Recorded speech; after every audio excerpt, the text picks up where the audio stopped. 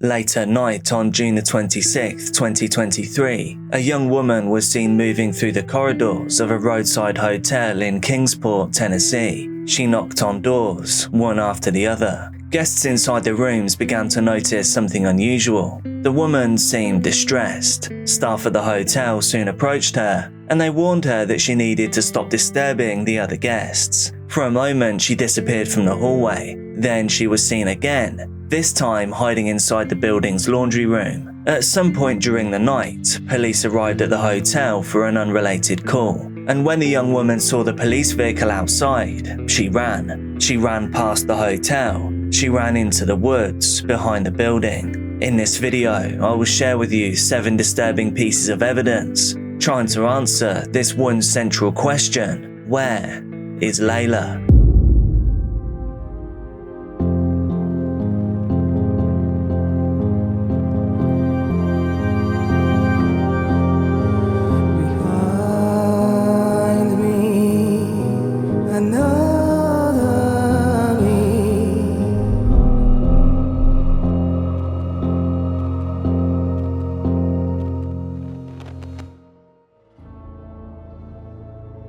Layla Marie Santinello was born on August 5, 2002, in Neptune Township, New Jersey. Her parents were Jennifer Santinello and George Emmett. Layla's parents separated when she was still very young. After that, she was raised primarily by her mother, as well as her maternal grandparents. From an early age, Layla was known for being creative and expressive. She enjoyed creating art, and she liked drama and theatre. Layla also enjoyed music and singing. Family members later described her as someone who had a strong personality and a lot of energy. As a child, Layla was diagnosed with ADHD and dyslexia. Those challenges sometimes made school more difficult, but they also helped to shape her personality. Layla often threw herself into creative activities, places where she could express herself freely. Despite the challenges, she eventually graduated from high school early. After finishing school, Layla began working and trying to build an independent adult life. In April of 2021, she gave birth to a daughter. Her daughter's name was Nova Grace.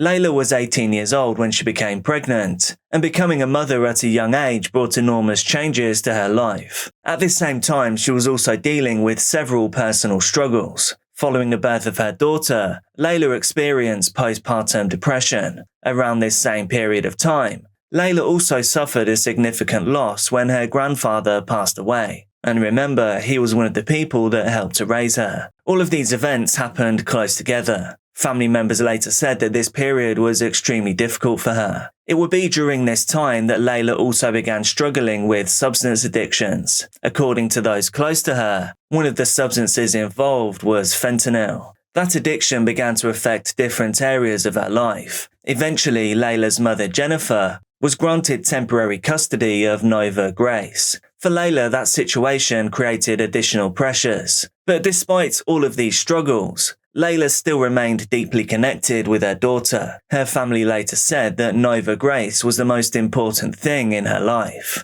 By early 2023, Layla had moved to Kingsport, Tennessee. There she was living with her boyfriend, Michael David Thompson. The two of them were staying at a home on Dale Street. It was a residence belonging to Michael's mother. The dynamic between the two of them also created an unusual situation, a situation that would complicate the case, because for months before Layla disappeared, the couple had been sharing one single phone. Layla's own phone had been taken as evidence during an earlier arrest involving Michael. Michael's phone, meanwhile, only functioned on Wi-Fi. As a result, both of them used the same accounts and the same device to communicate with other people. That detail would later make it extremely difficult for investigators to determine exactly who sent certain messages, and it would become one of the many confusing elements in the days leading up to Layla Santinello's disappearance. By June of 2023, Layla Santinello had been living in Kingsport, Tennessee for several months. It's worth mentioning that in the home that she was staying at with Michael David Thompson, there was also members of his family living there. In the days before Layla's disappearance, something changed inside that house. On June 23, 2023, Layla and Michael had a serious argument. This disagreement became intense enough that Layla decided to leave the home. She packed up some of her belongings and walked out. For Layla's family, this was immediately concerning, but what happened next created even more confusion. On the evening of June the 24th, messages were sent from Layla's Facebook account to her mother. The person sending the messages asked a strange question. They wanted to know if Layla had been arrested. More specifically, the messages asked whether Layla might be in jail. Because Layla and Michael had been sharing devices and accounts, it wasn't immediately clear who had sent those messages. Layla's family couldn't tell whether Layla herself had written them, or whether someone else had access to the account. Either way, the question raised concerns. If Layla had simply left after an argument, why would anyone believe that she had been arrested? Layla's family began trying to find answers. They called local hospitals. They contacted jails in the area. They searched for any sign that Layla had been detained or injured, but none of these searches produced any results. The next morning, on June the 25th, Layla apparently contacted her mother again through Facebook messages. This time though, the tone of the conversation was different. Layla told her mother that she was safe. She explained that she was simply staying with a friend, and she also said something else important. Layla told her mother that she did not currently have a phone, and instead she was using someone else's device to send the messages. So for investigators, that detail later became significant, because without a phone, Layla would have been far more difficult to track or to contact. At the end of this text conversation, Layla sent one final message. She wrote to her mother, "I love you so much more." This is believed to be the last confirmed message that Layla Santinello ever sent to her family. After that point, the digital trail becomes much less clear, because over the next 24 hours, Layla would move through several locations in Kingsport, and eventually her path would lead her to a small roadside motel, a place called the AmeriCourt. The AmeriCourt Hotel sits along American Way in Kingsport, Tennessee. It's a modest roadside motel located near warehouses, businesses, and a walking trail known locally as the Kingsport Greenbelt. At some point during the night of June the 25th, Layla arrived there. Investigators later determined that she had spent the night at the hotel. She was staying with someone who had rented a room there long term. But the situation inside the motel soon became chaotic. According to witnesses, Layla appeared distressed. At one point during the night of June the 26th, she began knocking on doors inside the hotel. She moved through the corridors, knocking on multiple rooms. Guests inside the rooms began to notice, and so hotel staff eventually intervened. They warned Layla that she needed to stop disturbing the other guests. If this behavior continued, then she would be asked to leave the property. And after that warning, Layla did disappear from the hallway, but she had not left the building. At some point afterwards, she had been seen hiding inside the hotel's laundry room. It was an unusual place to conceal yourself, and investigators would later ask an important question: why was Layla hiding at all?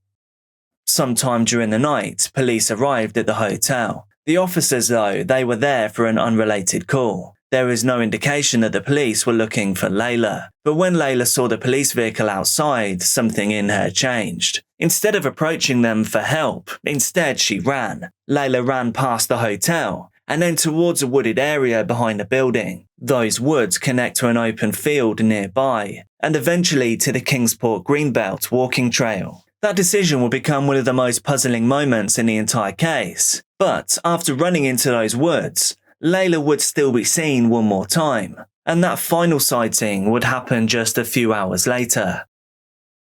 In the early hours of June 27, 2023, Layla Santinello was no longer inside the AmeriCourt Hotel. Sometime after running into the wooded area behind the building, she reappeared nearby. As morning approached, workers began arriving at businesses located near the hotel. One group of warehouse employees noticed someone that was walking towards them across a nearby field. The person approaching them was, of course, Layla. Strangely, she was barefoot. Investigators later confirmed that she was not wearing shoes at the time that she was seen on that morning. Layla just walked up to the workers and then asked them a simple question: She asked if they had a cigarette. The workers told her that they did not smoke. According to the men who spoke with her, Layla remained polite throughout. She simply responded to their rejections by saying, "Have a good day." Then she turned and walked away. After leaving the workers, Layla walked away from the field and headed into the direction of the Kingsport Greenbelt once again.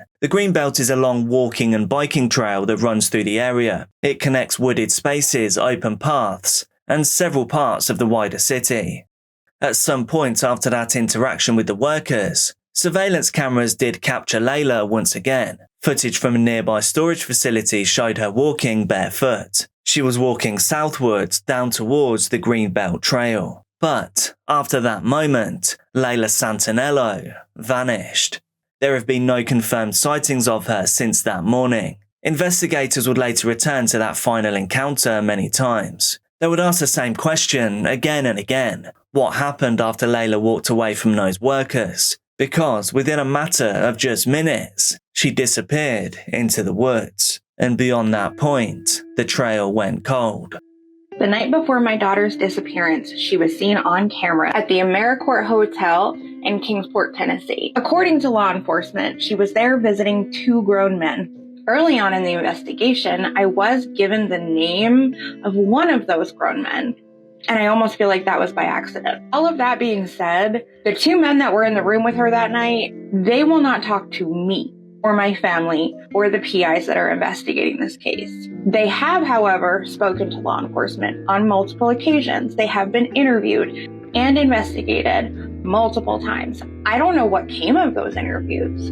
I don't know any of the details. What I can tell you is that in the first few months of the investigation of my daughter's disappearance, we were all hyper-focused on the 5 days between her leaving Michael Thompson's house and her disappearing and figuring out all of her exact movements, all of the things that went down, everything she did, everything she said, what kind of state of mind she was in.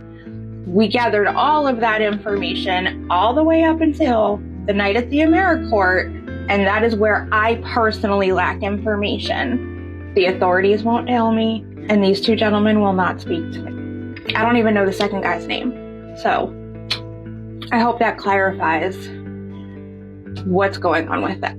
In the days after Layla disappeared, investigators began searching for any possible sightings. One report quickly captured their attention. On June the 27th, the same day that Layla was seen near the field, an employee at a marble slab creamery in Kingsport, they reported something unusual. The employee said that a young woman had come into the store. The employee believed the woman might be Layla Santinello. According to the woman, she was planning to buy shoes at a nearby store. And that detail does seem important because remember, Layla had been seen walking barefoot earlier that morning. If the woman at the ice cream shop truly was Layla, it would mean that she had made it out of the wooded area and then into a nearby shopping centre. Investigators took this lead seriously. For a time, it became one of the strongest possible sightings in the case. But as detectives continued reviewing surveillance footage and speaking with witnesses, some problems began to emerge. Eventually, investigators did locate the woman who had entered the marble slab creamery that day. And when they spoke to her, they confirmed something unexpected and disappointing. This woman was not Layla Santinello. It was simply a case of mistaken identity. For investigators, that realization was very significant, because the sighting had briefly suggested that Layla might still be moving around the city that day. But once it was ruled out, the timeline returned to that final confirmed sighting near the warehouse workers, the CCTV at the storage place. So with that lead eliminated, investigators were forced to confront a difficult reality, and that is that Layla's trail truly did end in the woods. 3 days after Layla Santinello was last seen walking towards the Greenbelt Trail, something happened that briefly gave hope to her family. On June 30th, 2023, a Cash App request was sent from Layla's account. The request was directed to Layla's father's girlfriend. At first, the family believed that this might mean that Layla was still alive and well. If someone was using her Cash App account, then perhaps Layla had access to her phone once again. But the message that accompanied the request was troubling. The sender began making threats. The messages suggested that Layla was being held somewhere and that money was needed. For Layla's family, this situation was obviously terrifying. They didn't know whether the messages were truly coming from Layla, but they also couldn't just risk ignoring them. In an attempt to keep communications going, the family sent small payments through the app. They hoped that continuing the conversation might reveal some information about Layla's location. And, over the following weeks, additional Cash App requests continued to appear. Some of the messages included short phrases. One message contained the letters TWLMG. Family members believed that this might stand for "They won't let me go." And if their interpretation was correct, it indeed suggested that Layla may well be in danger. These messages created a new disturbing possibility. Had Layla been taken somewhere after she disappeared? Had she perhaps been trafficked? Or was someone exploiting her disappearance in order to extort money from her family? Investigators began tracing the activity connected to the account. What they eventually discovered would lead to an unexpected development in the case, but it would also raise even more questions about what had really happened to Layla. My 20-year-old daughter vanished into thin air 18 months ago. The reality of the situation is someone knows where she is. Today I would like to address that person or persons.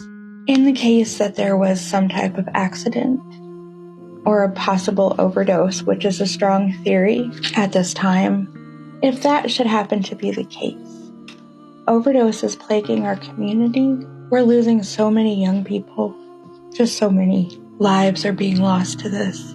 And to top it off, the way that the laws read here, with certain substances, in the event of an overdose death, whoever provided the substances can be charged with second degree, you know what. And so, if you are present during an overdose, and maybe you shared with your friend and now they are no longer alive, it can be a really scary thing. You've lost your friend, it's traumatizing, and then you may lose your life. I understand how scary that can be. I get it. But if this is the case, and you panicked, and you did something, your actions are not only affecting my daughter, but they're causing the suffering of so many more people. And I've said it before, but all I really want is to bring her home. If it was an accident, it is not ever going to be about justice for me. I'm 8 years in recovery. I understand. I get it.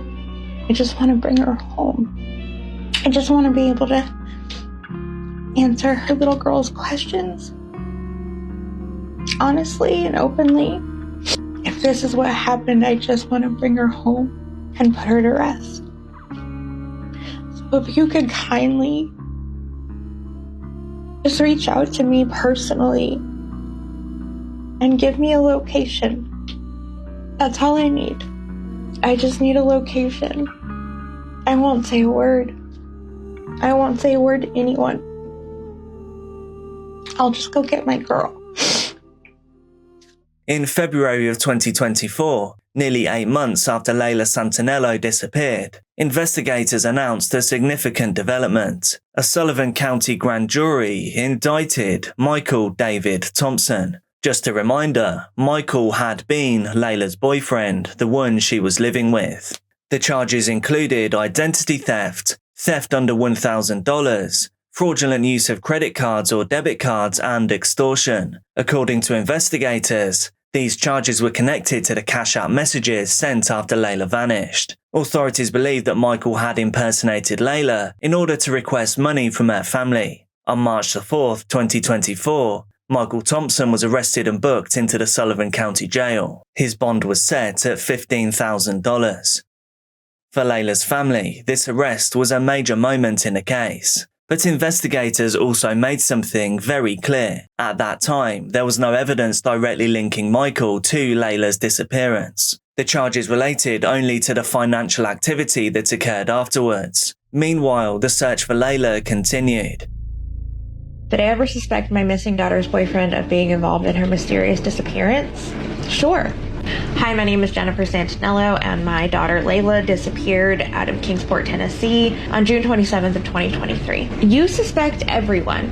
When someone you love mysteriously vanishes, you suspect everyone that they were in contact with in the weeks and months leading up to the disappearance. And statistically, 9 times out of 10, it's the boyfriend, it's the partner, sometimes it's even like the best friend or a family member. It's very rare for it to be someone that you don't know very well or someone you don't know at all that has taken your person from you.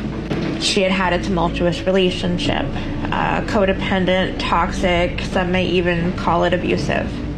And so yes, there were times that I absolutely suspected Michael.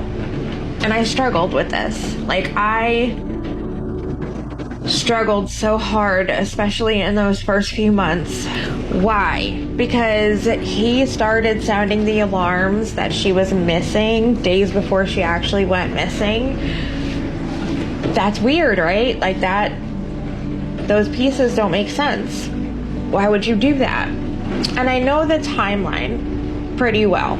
From what happened on Friday when she left Michael's house, what happened Saturday or Friday, overnight Friday night. I know where she was and what happened on Saturday and Sunday and Monday and all the things. And then she disappears into thin air on Tuesday morning.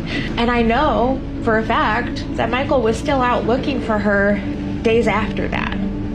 So I would argue with myself all the time. Is he putting on a show?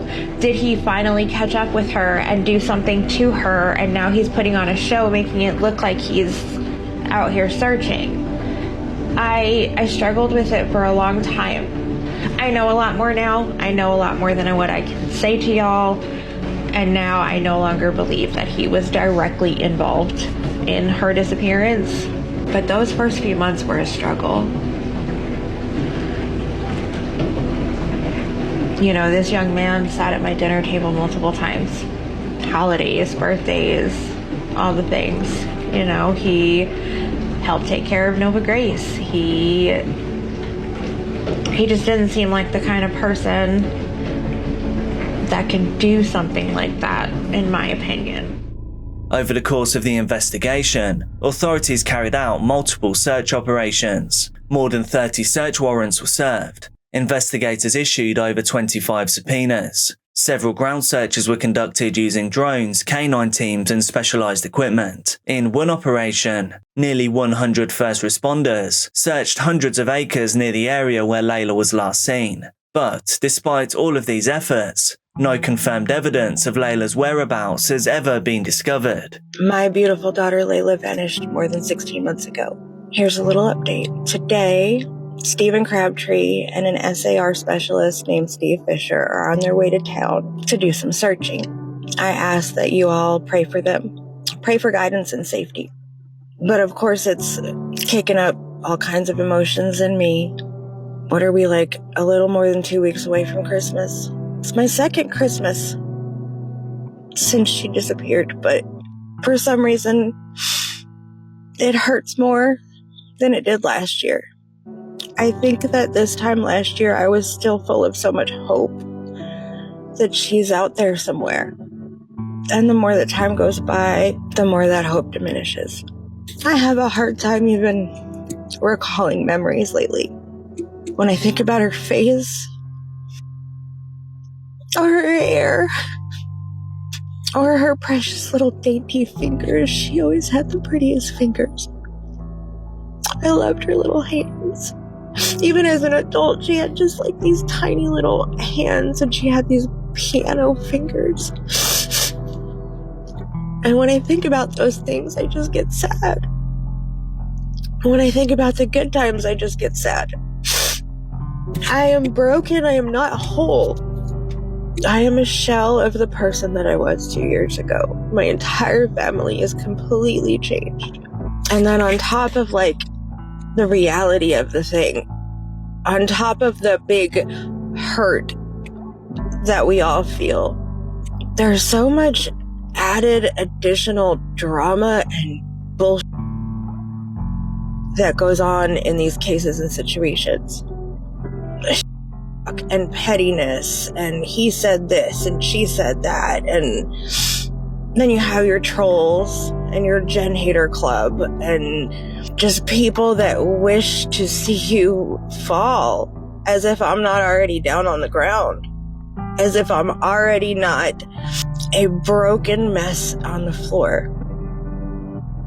There are individuals out there who would love to see the light go out completely. And I try so hard to stay strong for Layla, for my kids. There are too many people depending on me, counting on me. I cannot crumble. And I know that there are a lot of people who would say, accept it, she's gone, and move on. Unfortunately, it just doesn't work like that. Because every day the pain grows. There is no healing without closure. Her name was entered into the National Missing Persons databases. A reward for information has been offered, and each year, family members and supporters have held vigils to keep attention on the case. Today, the disappearance of Layla Santinello remains unsolved. Investigators continue to examine evidence and follow leads, but the central mystery has not changed. Why was Layla knocking on doors inside the AmeriCorps Hotel that night? Why did she hide inside the laundry room? Why did she run into the woods when police arrived, even though they were not there for her? Why wasn't she wearing any shoes? Layla simply walked into the woods, and nobody has seen or heard from her since. What do you think happened to Layla? Let me know down in the comments. In March of 2023, a mother sat down to talk about grief. Not her own necessarily, but her children's too. She had written a book called Are You With Me? It was designed to help young children understand what it means to lose a parent. She explained that her 3 sons had been asking some difficult questions. Where is Dad? Can he still see us? Will we ever hear him again? Her book tried to give them answers, simple and gentle. The kind of answers you would hope a parent could give in a moment like that. She spoke calmly about birthdays that would now feel different, about holidays that would always be missing someone, about that quiet daily absence that settles in after a big loss. She dedicated the book to her husband, Eric. She described him as an amazing father, a steady presence, someone deeply loved. A mother had tried to turn that loss into something meaningful, and her 3 young boys were now learning how to live without their dad. But there was a problem.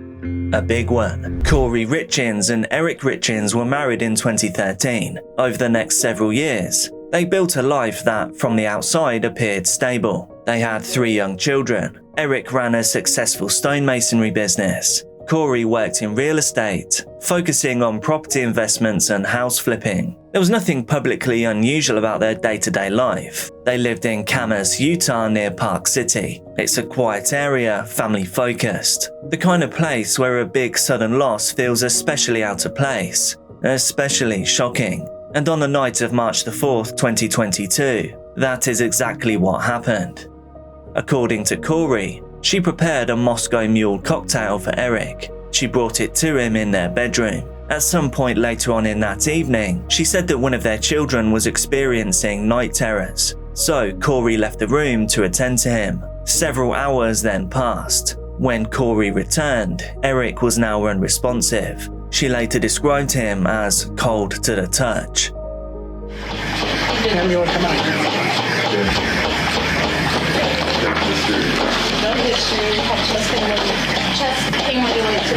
What's your first name?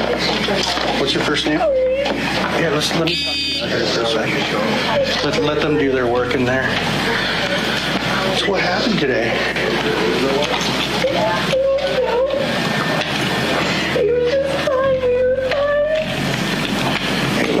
When you say we were fine, what time did you see him when he was alert? We had a drink together at 9 to celebrate something at work tomorrow. Okay. We went to bed. I went to bed with my kids. He went to bed in our bed. What time did you guys go to bed? 9:30. 9:30? Okay. 9:45. And then what alerted you to him today, right now? When I just woke up, when I sleep with my kids on sprawled over on his side. And he was laying in bed? Okay. He was on his back on the bed, and Okay. And you said he was on his back? Okay. Where are your children now? to sleep in that room. 2 are awake with their ear to the door. I don't want them to come out. Please don't make them come out. Where are the other 2 at that are awake? In the hallway bedroom. And where's that at? There, first one to your left. Okay. Is there any family members we can call right now? Yeah, I need to call my mom. I need to call my mom so bad. Okay. I don't know. 911's on the phone. They got me. I don't know. Here. Okay. At 3:21 a.m., a 911 call was made. Emergency responders arrived, but Eric could not be revived. His time was called at the scene.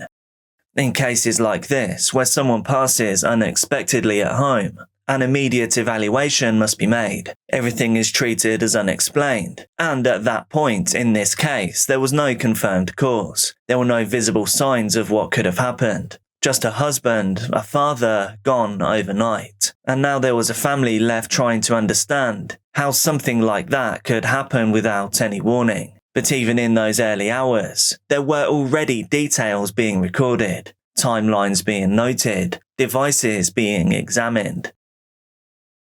In the weeks and months that followed Eric's time ending, the focus shifted to what comes next. And I'm not talking about procedurally, I'm talking about for the family. Kouri was now raising 3 young boys without their father. And according to her, the hardest part wasn't just explaining what had happened, it was answering the children's questions. Kids don't process loss the same way that adults do. They will ask a lot of questions, and they expect clear answers. But often, there are none. Kouri later explained that her sons would ask her where Eric was, whether he could still see them, whether he would be coming back. And those questions became the foundation for something that she decided to create, that being a children's book. In March of 2023, just over a year after Eric's passing, she released Are You With Me? The book was written from the perspective of a child, trying to understand the absence of a parent. It focused on the idea that even though someone is gone, they are still present in memory, they're still watching, and they're still connected to your life. Kouri even did some press for the book, where she described it as a way to help her sons to process the grief. She spoke about wanting to give them the language for something that felt impossible to explain. She talked about birthdays that would now feel different, about holidays that would always have an empty seat at a table, about the moments where absence might feel crushing no matter what you do. She dedicated the book to Eric, describing him as a loving father, as a constant in their lives, someone that was deeply missed. And from the outside, this story made total sense. A sudden loss, a mother trying to rebuild, and a decision to turn something painful into something useful. In situations like this, public visibility often does bring some extra support, but with it also brings extra attention. And attention has a way of pulling at threads and pulling out details, because when a story is shared widely, more eyes get to take a closer look. They begin to ask small questions, not accusations necessarily, just maybe picking out some inconsistencies. At this stage though, those questions were still extremely quiet, but they were definitely starting to form. Because while the public story focused on grief, there were also parts of Kouri's life that were not being discussed at all. And once those elements came into view, the story that people thought they understood began to change. And believe me, things start to get a little wild from here on out. Around early 2020, 2 years before Eric's passing, Kouri began a relationship with a man named Robert Grossman. At first, it wasn't a public thing. It wasn't part of the image presented to friends, family, or the wider community. But the relationship became romantic, and it continued to grow over time. What matters here is not just that the relationship actually existed, it is when it existed, because this was not something that began after Eric's passing. It overlapped with a life that, from the outside, appeared great. Messages later recovered showed some communications between Kouri and Robert that suggested planning. This wasn't just casual conversation. It was blatant discussions about the future, about their future together. And as we know, in cases like this, timelines matter. Investigators do not just look at what happened, as in the main event. They also look at what was happening alongside it. Overlapping relationships can introduce a motive. They can introduce pressures. They can change how earlier events are interpreted. From one perspective, this could be seen as a private matter, a separate issue within a marriage that is no one else's business. But when placed next to the timeline of Eric's demise, it becomes something else. It becomes a deep context, a context that changes the questions that are asked. Because if a second life was running alongside the first, the main life, then the version of events and the evidence presented publicly may not be complete or honest. At this point though, the story still holds together. It was a sudden loss, a grieving family, and a relationship that, while complicated, it does not explain what happened on that fateful night. However, it does do something important. It removes the idea that everything was as it seemed, and once that idea is gone, some other things might come into view and pull into focus. Because if one piece of the story is different from what was presented, what other inconsistencies might there be?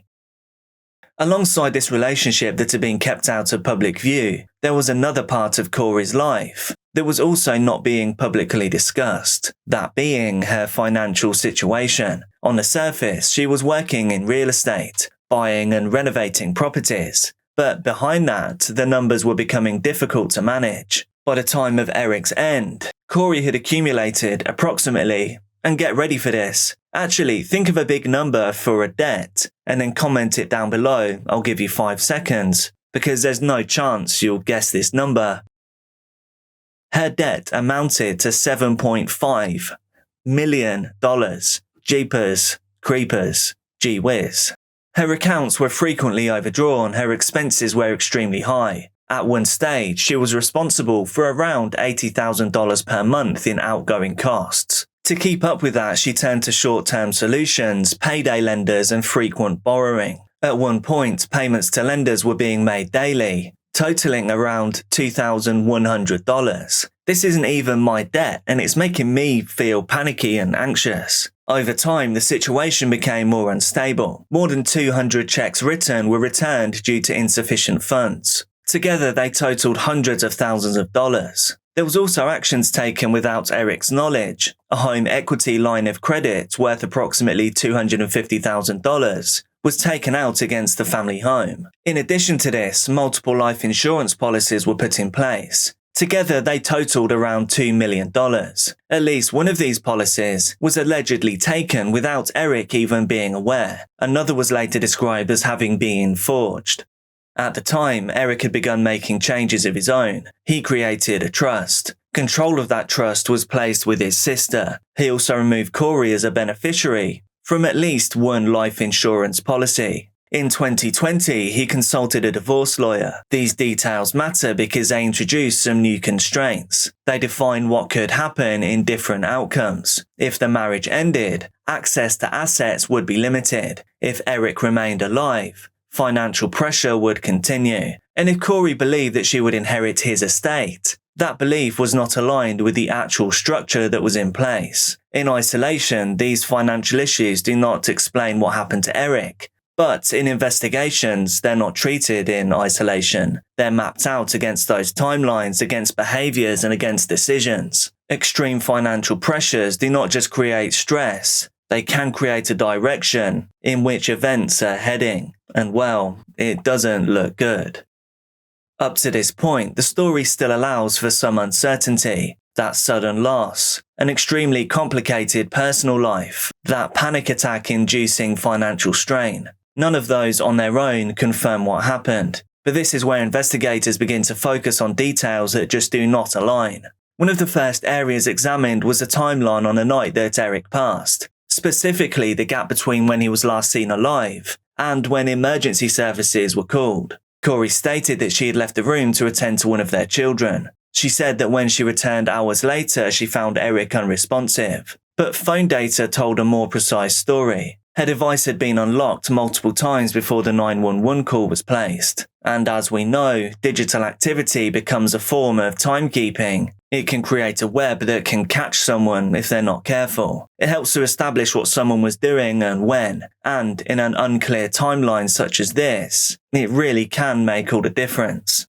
On Kouri's device, there were also some searches recovered, questions about fentanyl, about lethal doses, about whether life insurance would still pay if a cause of demise was pending. There were also searches about deleting data from a device. Kouri also searched about lie detector tests. Individually, perhaps you could explain these away, but together they form a devastating pattern, a cluster of behaviours at an extremely important time of the investigation. Another explanation that had been offered involved THC gummies. Kouri suggested that Eric might have consumed something contaminated. However, toxicology results did not support that theory. In fact, there wasn't even any THC found in his system, and the gummies that were present in the home tested negative for fentanyl. At this stage, the investigation really begins to narrow in, because when multiple explanations are removed from being even possible, the remaining possibilities now carry more weight. And at this point, the timeline is no longer just unclear. It all starts to point back towards one person. As the investigation continued on, attention shifted away from that single night. Instead, it moved backwards. Because when a scene might not necessarily make sense, investigators can instead look for patterns in the past. And in this case, there were events that had happened weeks earlier that had not initially been connected. Between December 2021 and February 2022, Kouri had been attempting to obtain prescription medication. At first, the requests were for painkillers, hydrocodone, but over time what she was looking for changed. The messages showed her asking for something stronger. At one point, she referred to Michael Jackson stuff. That phrase was later interpreted as a reference to fentanyl, even though, if I remember correctly, the Michael Jackson stuff was actually propofol. I don't know. She was not sourcing these substances directly. Instead, she involved someone else. It was her housekeeper, Carmen Lauber. According to testimony given in court, Carmen obtained pills for Kouri on multiple occasions. Each time she was paid around $1,000. The exchanges were arranged through messages. Drop-off points were used, locations like a fire pit or a driveway. Hundreds of messages were sent between the two of them, and later a significant number of those messages had been deleted. This alone, once again, is not looking good for Kouri. But there was also something else, another earlier incident.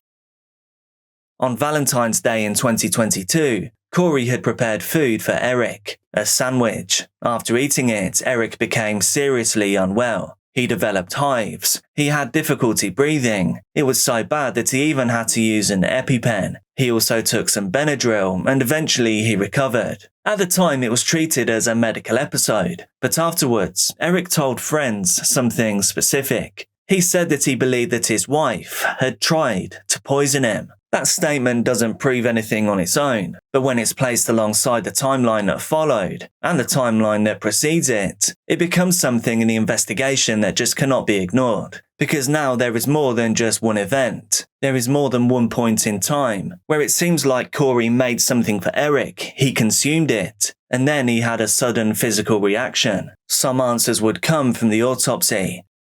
Eric's time was determined to have come to an end, due to a fentanyl overdose. This wasn't just a trace amount. It's not like he accidentally took too much. The level detected was approximately 5 times higher than what is considered lethal. There were also additional substances present: acetylfentanyl, quetiapine, and alcohol. But the central finding here was clear. This was not consistent with incidental exposure, and it was not consistent with the explanation involving the THC, because remember, he had none in his body. At this stage, pretty much all uncertainty becomes removed from the investigation, because now we can look at Kouri's request from the housekeeper, the prior incident in which he believes he was poisoned, the extreme financial pressure, the affair, the suspicious phone activity and searches. Altogether, these form a devastating structure. In May of 2023, Kouri was arrested. She was charged with aggravated murder, attempted aggravated murder, insurance fraud, and forgery. At trial, prosecutors presented testimony for more than 40 witnesses. They outlined the financial situation. They introduced the digital evidence. They called the housekeeper who testified under immunity. They presented the timeline as substance acquisition. The defense, of course, challenged the evidence. They argued that there was no direct proof, but they did not call any witnesses, and Kouri did not testify. On March 16, 2026, the jury returned their verdict. After approximately 3 hours of deliberation, Kouri was found guilty on all major counts: aggravated murder, attempted aggravated murder, forgery, insurance fraud. The deceit in this case is really almost unbelievable. How Kouri could pretend to be this thoughtful victim, how she could pretend to care about her children losing their father, it just boggles the mind. $7.5 million, by the way. Unreal. On the evening of December the 18th, 2022, a YouTube livestream began. Stephen McCulloch sat in front of his screen, drinking, playing games, and speaking casually to his audience. He told his viewers that he'd be there for hours. He said that he had no plans to leave the house that night. The stream looked totally normal. There was gameplay, commentary, background noise, and nothing stood out.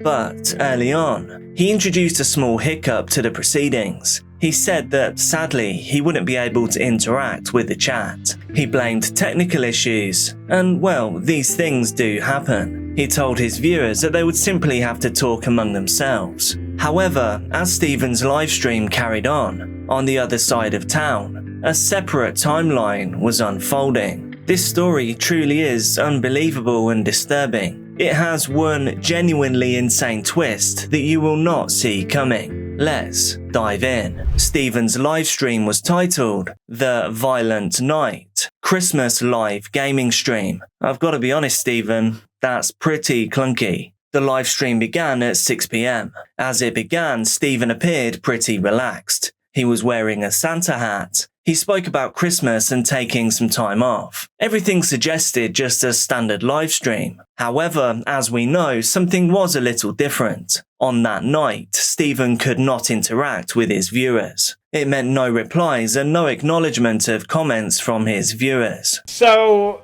what are we doing tonight? Well, because this streaming software is kind of up the left, it means I can't check the live chat, which is a real shame. So, by all means, talk amongst yourselves. I could use my phone to dip in every now and again and check it, but I've decided that I kind of hate live streams where people just sit and read comments and go, "Oh my God, yes, ask me questions." And also, if I go on my phone for too long, I'll end up just scrolling through TikTok, and the amount of time that I've lost scrolling through TikTok is unbelievable. So yeah, phone's away. Can't look at the live chat for some reason, because if I do, it makes the whole thing freeze and OBS just screws up. Right, yeah, so I need to get my anxiety about whether or not the stream will crash just out of the way, otherwise it'll affect the whole thing. But yes, if you have questions, comments, opinions, anything like that, tough. What I want this to be, right, is... Do you know, like, when you used to watch Big Brother back in the day? And, like, E4 had, like, a live stream that ran, like, all night, and it was just live footage from the house? It's kind of going to be like that. So, you know, like, you can dip in, you can dip out, that sort of thing. And meanwhile, I'm just going to be focusing on playing the game. All good? During the broadcast, he moved between some different games. He played Grand Theft Auto Vice City. He also played Robot Wars, which I think you guys in the United States call BattleBots. Stephen also drank some alcohol. He was just speaking casually throughout the stream. At one point, he stated that he would not be leaving the house that night. I just realised I'm literally going to be drinking and driving. In the game, by the way, I'm not leaving the house tonight. As the stream carried on, nothing appeared unusual. The pacing was normal, the behaviour matched expectations. But as this case progressed and investigators later examined the footage, they focused on things more behind the scenes, not just the general appearance. Investigators looked at system activity. In a genuine live stream, these things fluctuate constantly. But it seems like on Stephen's stream, they didn't, which I'm sure you'll agree is pretty weird. And believe me, we will look some more at that in a minute. But now we need to look at that other timeline that was running alongside this live stream. On the evening of December the 18th, the same night that Stephen's broadcast began, movement is captured near Stephen's home in Lisbon. CCTV shows a man leaving the area on foot carrying a bag. The timing actually aligns with the start of the stream, but obviously it can't be Stephen because he's streaming. From there, the route of the man becomes traceable. He walks approximately 2 miles to Dunmurry, and once there, he boards a bus heading towards Lurgan. CCTV on the bus captures a man. His lower face is covered. He's wearing dark clothing and gloves. He is carrying a bag, the same bag that he was carrying earlier. It's this kind of consistency across the details that allow investigators to track a single individual across multiple locations. So this man could be traced from near Stephen's house to the bus, and then as his journey continues on foot. CCTV from across Lurgan captures this same man moving through the town. Market Street, William Street, Lough Road. Each camera is building a picture to his movements. Together they form one continuous path, and that path leads directly to Silverwood Green. At the same time, Natalie McNally is at home. Earlier that evening she'd been with her family watching the World Cup final. She later returned home. At approximately 8:24 p.m, she logged into YouTube, and she then began watching Stephen's live stream. And then less than half an hour later, at 8:51 p.m, the man that has been followed across town by CCTV, he is now recorded entering Natalie's home. Text a loved one, or a friend, or just, family member, someone you haven't spoken to in a long time. Get a little text and go, "Merry Christmas, how's things?" Maybe it's someone that you've fallen out with, or someone that you've just not spoken to in a long time, because, it's life gets in the way. Fire them a little text. Just go, "Merry Christmas."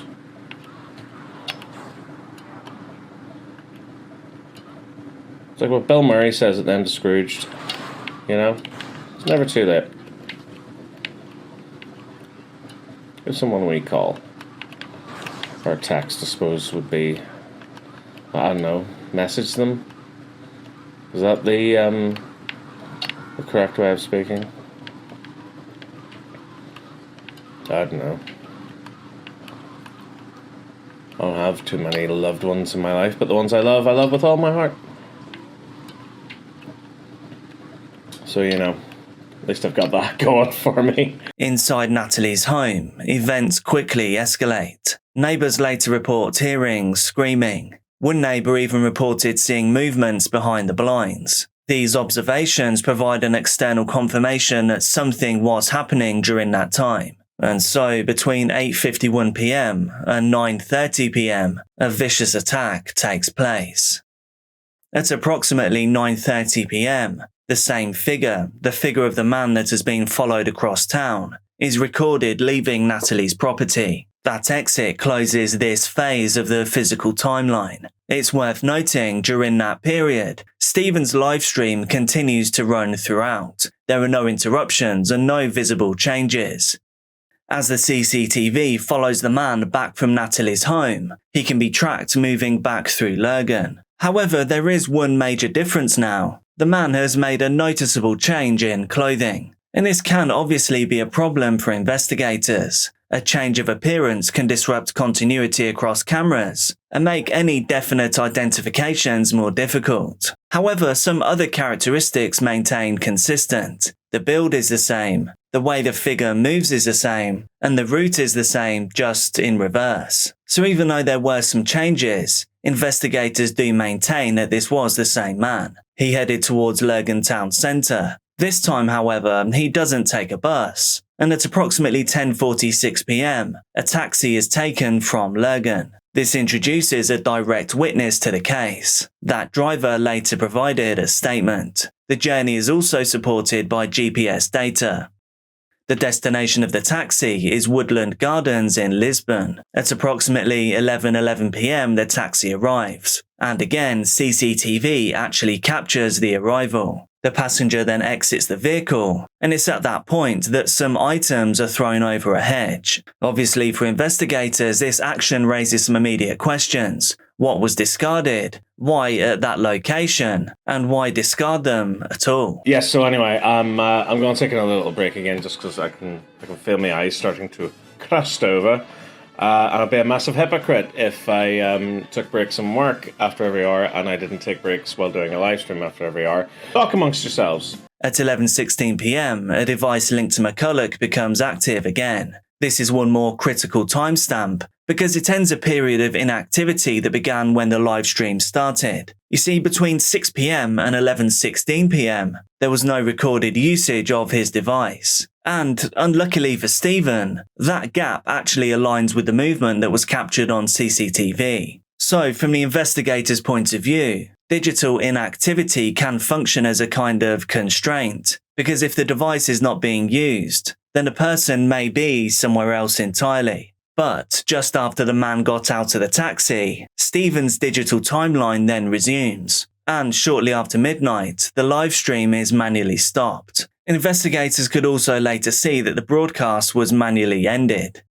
Following the live stream ended, Stephen sent some messages. Some were to Natalie, and some were to a friend. These messages add to a digital footprint, and when that footprint is placed against the physical timeline of the man moving through town, they raise a really critical question. Why does a digital activity only resume after the mystery man's movement ends?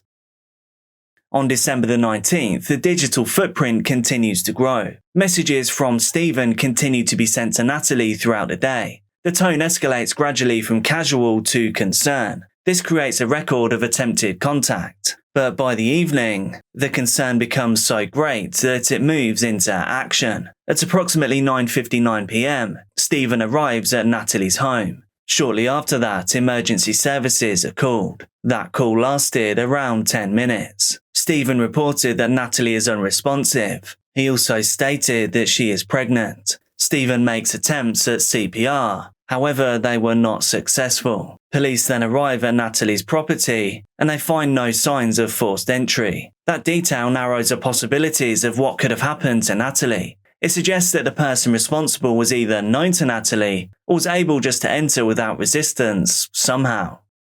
Medical evidence later confirms multiple forms of injuries. Some are consistent with sharp impacts. Others are consistent with compression of the neck. There are repeated blunt strikes to the head. The 32-year-old died a violent death, having been stabbed a number of times, and there are signs of defensive injuries. She was murdered at her home in the Silverwood Green area of the town, and evidence now suggests that she was murdered on the night of Sunday, the 18th of December. Officers were called to the property along with colleagues from the Northern Ireland Ambulance Service. Sadly, Natalie was pronounced dead at the scene. It is distressing to add that Natalie was in fact 15 weeks pregnant. This fatal attack, which happened in her own home, has therefore resulted in a double tragedy. The death of a mother-to-be, along with her unborn baby. At the scene, Stephen provided an explanation. He stated that he had been live streaming the previous night. He introduces this live stream as a proof of his location at the time that he stopped hearing from Natalie. He then directs suspicion towards a former partner of Natalie's. However, Stephen is arrested, but he is then released the following day. The fact that Stephen was live streaming appears to support his account. A 6-hour broadcast publicly available, it's digitally timestamped, a reliable alibi. Digital evidence like that can really carry weight when it appears to be consistent with a story. And by December the 24th, police inform Stephen that he is no longer considered a suspect in Natalie's ending. At that point, the alibi has held. But within the investigation, one issue still remains unsolved. If the alibi is indeed accurate, then why does the rest of the timeline not align with it? Yeah. I'm Niall, the youngest of Natalie's 3 brothers, and I would like to appeal to my sister's killer to do a decent thing and confess to her murder. Nats, as we called her, was the only girl in our family, and we treated her like a princess. She lived and coped with being a diabetic from a really early age, and as a result, we were so protective of her and treated her like a precious egg. And yet she was a fiercely independent woman, working in marketing for TransLink, and was passionate about her beliefs and loved her animals and music. We were so proud of her many achievements. My mum and dad, Noel and Bernadette, my two brothers, Brendan and Declan, and I are completely devastated that she's no longer with us, and I really can't believe we'll never see her beautiful smile or hear her infectious laugh again. I cannot actually put into words the heartache we're experiencing. She was the life and soul of our family, and we are heartbroken she will not be sitting around the table with us this Christmas Day or any day. Nats really was the best sister ever, and such a lovely person. She had so many friends and would have done anything for anyone. She had a heart of gold. And to add to our unbearable heartache, we were devastated that we will never meet Natalie's baby. We were all looking forward to welcoming the family's first grandchild and niece or nephew into the world next year. Our killers denied Nats the opportunity of being a mummy.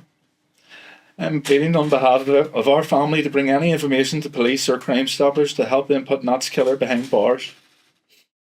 Stephen McCulloch and Natalie McNally met in August of 2022. Their relationship developed quickly. Within a short period of time, they were spending significant amounts of time together, and by just September, Natalie was pregnant. The relationship appeared committed. Stephen was present in her daily life. He even spent time with her family. Natalie then fell pregnant, and on the surface, it seems like Stephen was happy about this. However, evidence later showed that Stephen had continued communicating with other women during the relationship. Some of those messages were explicit. So while the relationship appeared stable externally, Stephen's behaviour did not fully align with that image. There were also some elements of control. Stephen had access to Natalie's phone. He was able to read her messages. From Natalie's perspective, though, there was no real evidence that she believed she was at risk, and she just continued with her normal routines. She remained in contact with her family, and she continued normally in her relationship with Stephen. Everything we know about the relationship establishes a baseline behaviour between the two. One thing to note about their relationship is the timeline is really short. Over just a few months, they met, fell pregnant, and then things came to a tragic end when Natalie's time on this earth came to an end. They met in August. They fell pregnant in September, and then in December, the relationship was hit with tragedy. Natalie's time on this earth would come to an end.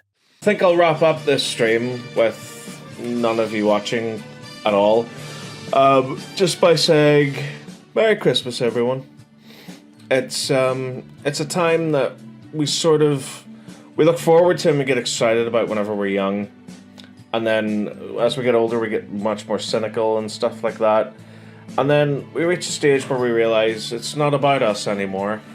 It's about the younger generation, and it's about keeping that love alive and passing it on. And I think that's something I'm looking forward to doing more than anything else, really. In the days that follow, Stephen remains closely involved with Natalie's family. He attends her wake, he visits her grave, he communicates regularly with relatives. He creates a video montage that is later publicly shown at a rally in her honour. And from the outside, these things do align with expected behaviour of a grieving partner. Presence, support, involvement. But investigators can't just assess behaviour in isolation. They compare it against evidence. During this period, another detail emerges. Stephen strangely left his phone inside the family home while he left. So for approximately 39 minutes, that device was left recording private conversations. Stephen, though, later explains that this was simply just a mistake. But to investigators, patterns matter. Stephen was known for doing something like this in the past, where he recorded private counselling sessions without consent. So this suggests it might be something he would do on purpose. I guess the question is, though, why would he? CCTV is then reviewed. Timelines are reconstructed. But externally to the police, none of this is visible to the public. Throughout all of this, Stephen stayed close to the family and close to the investigation. But does that proximity represent that he is a caring soul? Or maybe something else?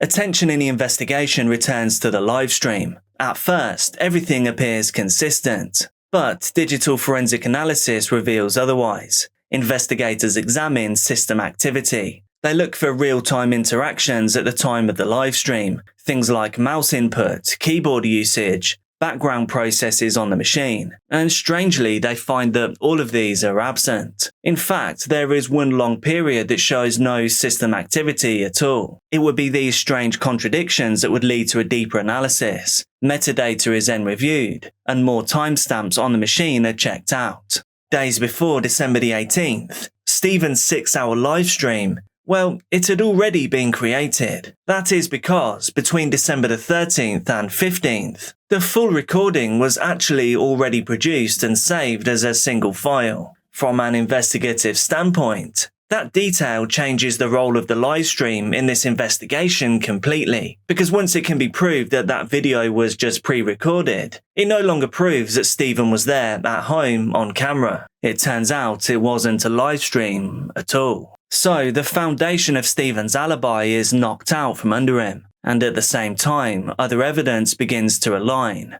Thousands of hours of CCTV are analysed. A full route of that mysterious man is constructed. He goes from Lisbon to Dunmurry, Dunmurry to Lurgan, Lurgan to Silverwood Green, and then back again. This is where the taxi driver and the GPS data comes into play. Each element within the case starts supporting and aligning with each other.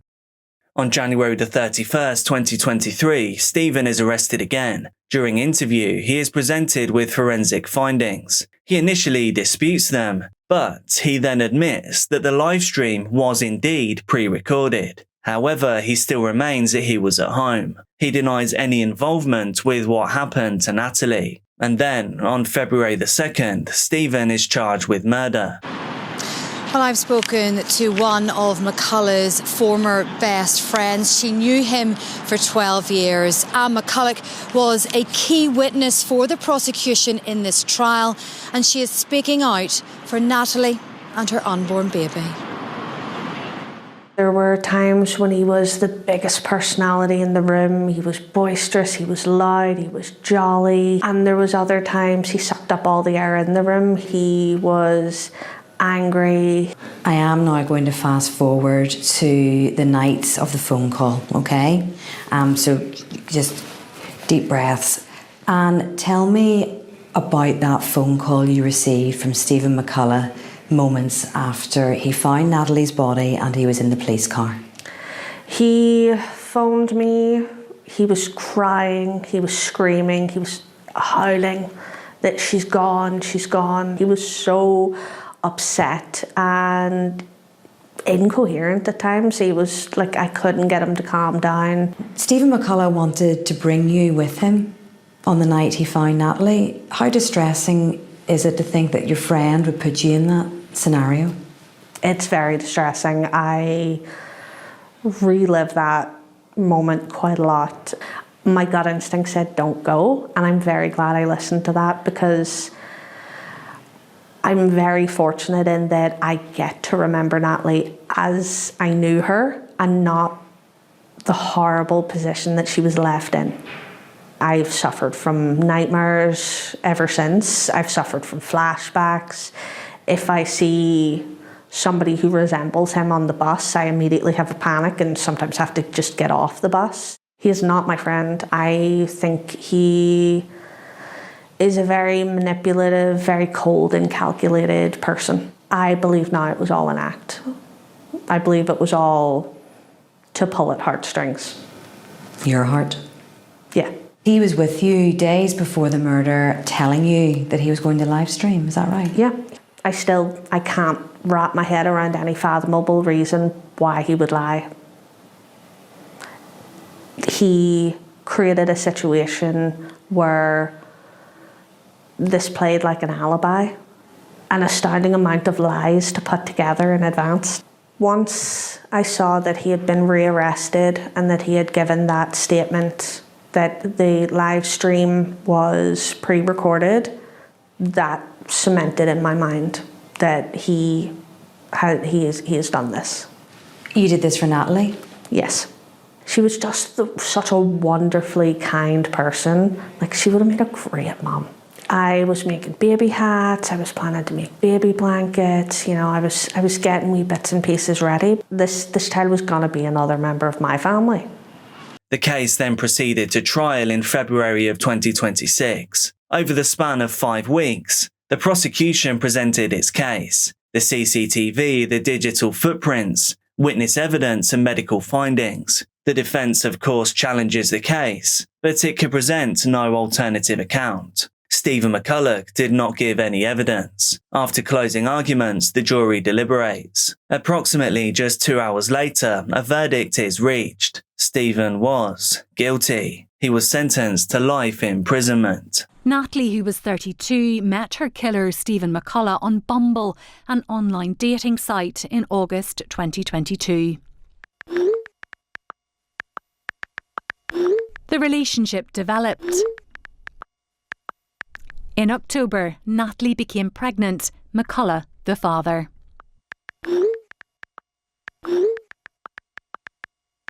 Just over a month later, Natalie was dead. The YouTuber, who worked part-time at the Belfast Telegraph, had planned the whole thing after finding explicit messages on her phone she'd sent to and received from other men. Yes, today was clearly a very emotional and tense day for the family. And as everyone spilled out of that courtroom, they were crying and they were hugging each other. In a very moving moment, everyone stood and they all clapped both the prosecution and the police for the work they had done. Natalie McNally's killer has been convicted. Today clearly meant so much to everyone who has fought for justice for Natalie and her unborn baby. Be careful out there, and I'll see you soon.